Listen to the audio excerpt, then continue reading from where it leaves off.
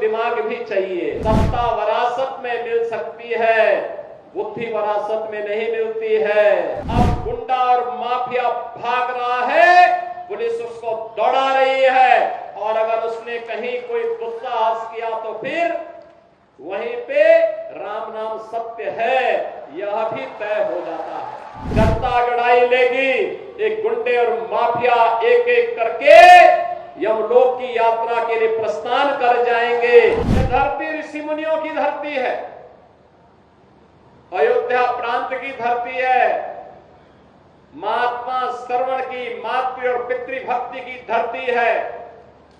अनेक सिद्धों, संतों, ऋषियों ने अपनी पवित्र साधना से इस धरती को पवित्र किया।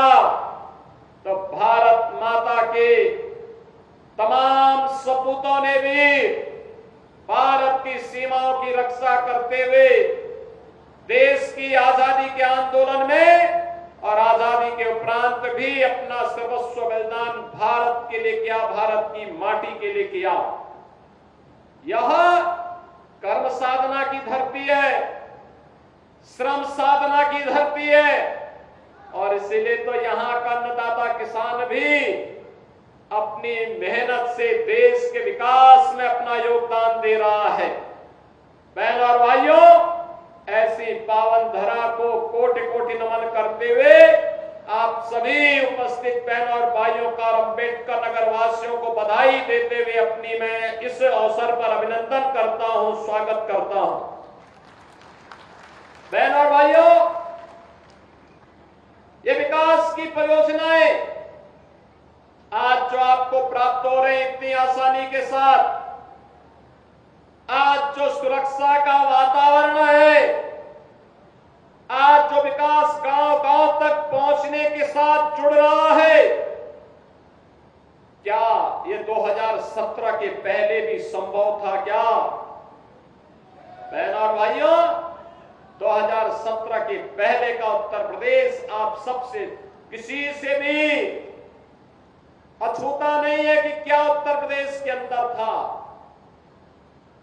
क्या उत्तर प्रदेश के अंदर होता था 2017 के पहले। यही उत्तर प्रदेश है जहां पर हर जिले में समाजवादी पार्टी और कांग्रेस के नेतृत्व में पलने वाले माफियाओं की समानांतर सरकारें चलती थी। यह अम्बेडकर नगर में भी चलती थी। याद करिए,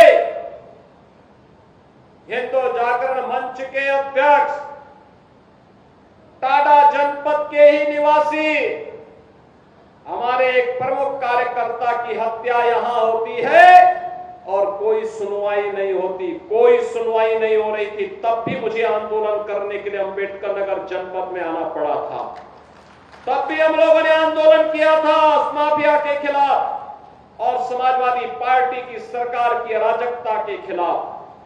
कौन ऐसा जिला था, चाहे वह अम्बेडकर नगर जिला रहा हो, अयोध्या रहा हो, मऊ, आजमगढ़, गाजीपुर, प्रयागराज, प्रतापगढ़, सुल्तानपुर, कोई जिला ऐसा नहीं था जहां पर कोई न कोई बड़ा माफिया समानांतर सरकार चला करके आम जनता की आवाज को दबाता था, गरीबों की आवाज को दबाता था, पिछड़ों की आवाज को दबाता था और दलित वंचित योजनाओं से भी वंचित रहते थे।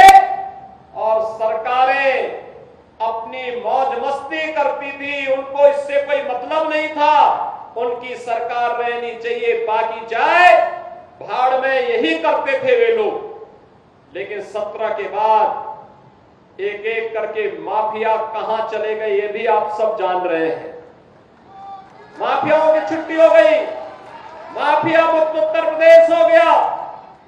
जो लोग पर्व और त्योहार में विघ्न बाधा डालते थे, विघ्न बाधा समाप्त हुई। अब पर्व और त्योहार शांतिपूर्ण तरीके से मनाए जा रहे हैं। बेटी और व्यापारी की सुरक्षा पर जो खतरा पैदा करते थे वे सभी गायब हो गए और जो बचे हैं वे भी अपनी अंतिम यात्रा की तैयारी कर रहे होंगे। बहनों और भाइयों, मैं तो क्या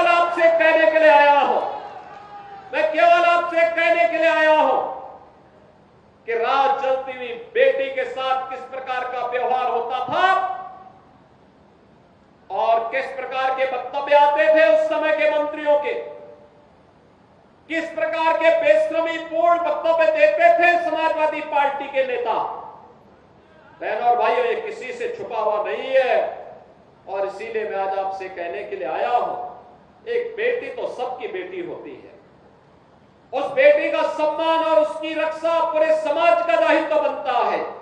लेकिन ये समाजवादी पार्टी इसका महत्व कहां समझ पाएगी।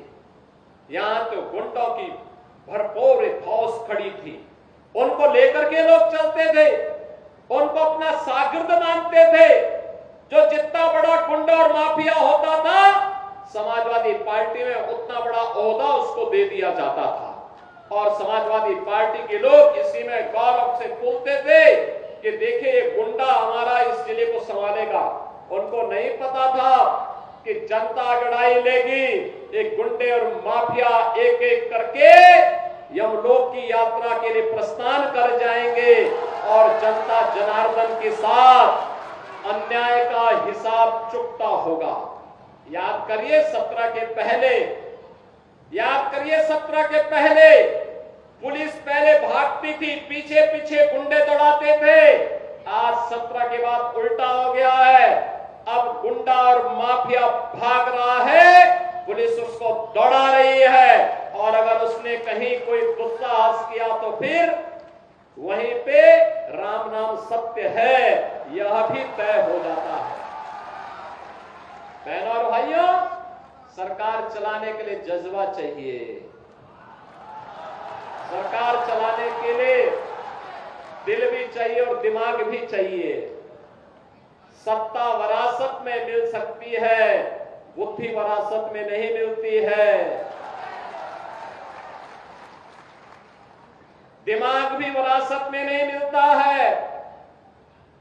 ये जो लोग सत्ता को अपनी पपौती मानते थे वे लोग आज समझने लग गए हैं अब उत्तर प्रदेश में कभी उनको वापस नहीं आना है, इसलिए षड्यंत्र करने का प्रयास कर रहे हैं।